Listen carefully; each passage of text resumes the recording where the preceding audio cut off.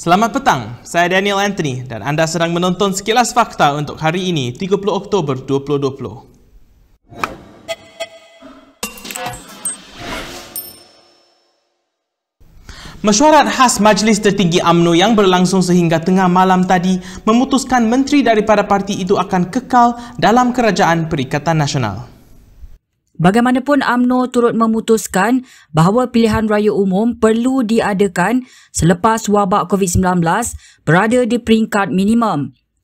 Mesyuarat di PWTC itu dipercayai bermula kira-kira 9.30 malam dan berakhir 12.30 malam.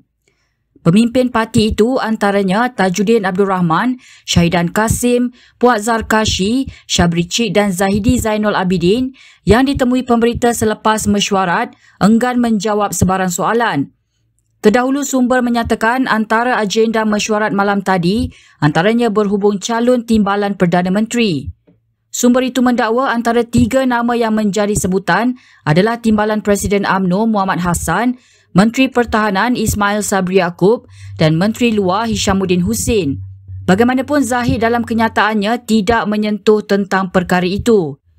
Selain itu, Zahid berkata UMNO turut membincangkan isu berkenaan belanjawan 2021 untuk dibawa kepada kerajaan seperti lanjutan moratorium, bantuan sara hidup kepada rakyat yang hilang punca pendapatan dan bayaran khas kepada petugas barisan hadapan. Seorang peguam memfailkan tindakan undang-undang berhubung keputusan yang di-Pertuan Agong tidak menerima cadangan Perdana Menteri untuk mengisytiharkan darurat. Plaintiff Syed Iskandar Sheikh Jaafar melalui firma guaman Tetuan Kengadaran & Co memfailkan saman pemula di Pejabat Pendaftar Mahkamah Tinggi Kuala Lumpur pagi ini. Kerajaan Malaysia disenaraikan sebagai defendant tunggal dalam tindakan undang-undang itu. Syed Iskandar meminta mahkamah untuk antara lain menentukan sama ada Agong mempunyai budi bicara sepenuhnya untuk tidak mengisytiharkan darurat walaupun Perdana Menteri menasihatkan sebaliknya. Plaintiff meminta mahkamah menentukan perkara ini berdasarkan Artikel 40 dan Artikel 150 Perlembagaan Persekutuan. Syed Iskandar juga meminta mahkamah menentukan keabsahan suatu pindaan terhadap Artikel 150 yang memasukkan klausa antara lain melarang mahkamah mendengar tindakan undang-undang berhubung isu pengisytiharan darurat. Menurut salinan affidavit, Syed Iskandar dengan hormatnya mendakwa bahawa keengganan Agong bertindak atas nasihat Perdana Menteri mengakibatkan Raja menjalankan fungsinya dengan cara yang tidak sesuai dengan Artikel 40 dan 150 Perlembagaan Persekutuan. Syed Iskandar juga mendakwa bahawa pindaan Artikel 150 tersebut adalah tidak berperlembagaan dan dengan itu batal serta tidak sah.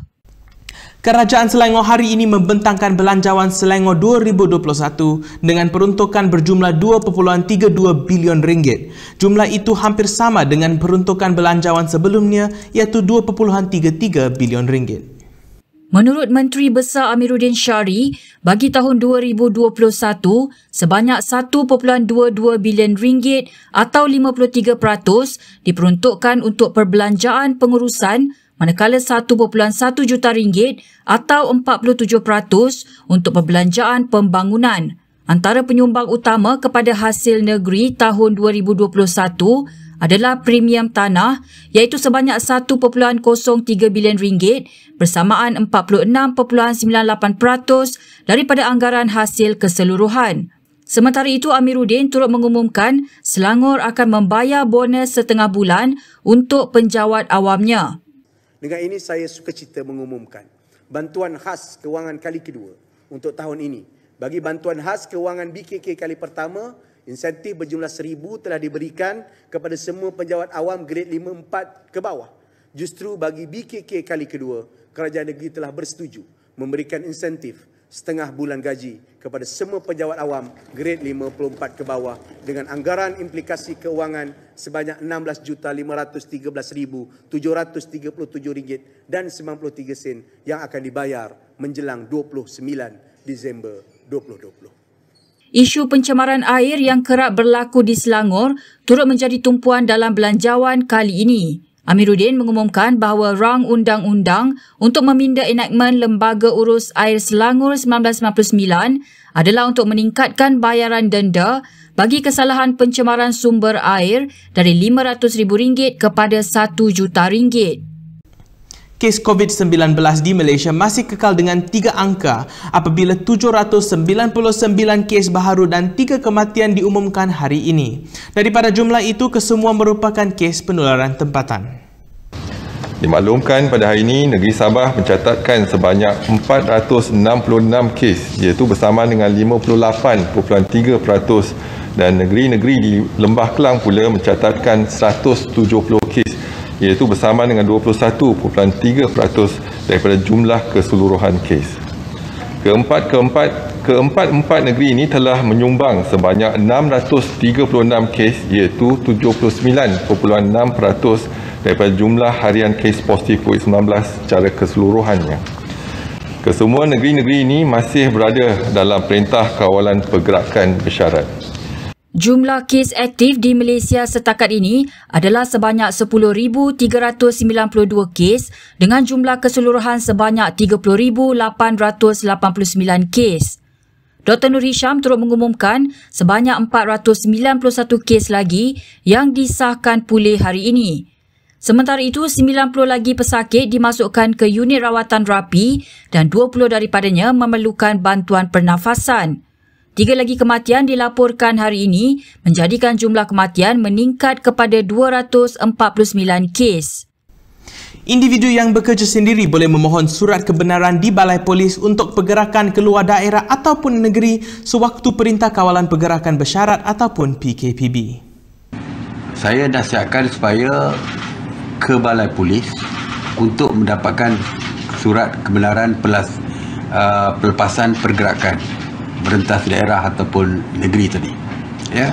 Jadi saya faham kerana mereka tidak mempunyai majikan, bekerja sendiri, jadi tidak ada siapa yang akan mengesahkan beliau sebagai pekerja di mana-mana syarikat.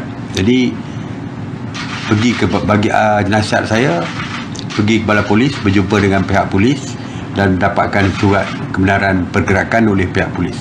Dengan surat tersebut mereka boleh melepasi setiap sekatan jalan raya yang dikenakan, ya. Jadi ini cara yang paling sesuai bagi mereka yang tidak bermajikan ini.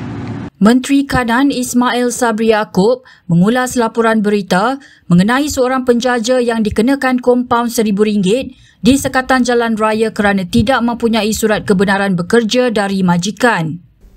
Laman Twitter membadam satu ciapan bekas Perdana Menteri Dr. Mahathir Mohamad berhubung kenyataan Presiden Perancis Emmanuel Macron. Setakat pukul 10.50 malam tadi, ciapan itu telah digantikan dengan pesanan ciapan ini melanggar peraturan Twitter. Ciapan itu sebahagian daripada bebenang dibuat oleh Mahathir berkenaan kenyataan Macron susulan pembunuhan seorang guru di Perancis yang antara lain mengisytiharkan perang terhadap apa yang disifatkannya sebagai pemisah Muslim dan menyifatkan Islam sebagai agama dalam krisis. Dalam ciapan yang dipadam itu, Mahathir mengatakan orang Islam berhak untuk marah dan membunuh berjuta rakyat Perancis atas penyembelihan yang dibuat di masa lalu. Twitter pada mulanya hanya menanda ciapan itu kerana didakwa mengangkat keganasan. Apabila kenyataan itu diulang ciap, ia kemudian digantikan dengan pesanan yang mengatakan ciapan ini melanggar peraturan Twitter berkaitan mengangkat keganasan. Susulan bebenang dibuat Mahathir itu, ramai pengguna Twitter menyuarakan kebimbangan dan kritikan terhadap pandangan tersebut. Ia turut dilaporkan media antarabangsa antaranya Al Jazeera, South China Morning Post, New York Post dan agensi Reuters. Baiklah, sekian sahaja daripada saya Daniel Anthony untuk sekilas fakta pada petang ini. Untuk lebih banyak berita anda boleh melayari kinitv.com dan juga boleh mengikuti kami di Instagram, Twitter, YouTube dan Facebook. Jangan lupa untuk basuh tangan dengan kerap dan mengamalkan penjarakan sosial bila keluar. Salam hormat dan jumpa lagi.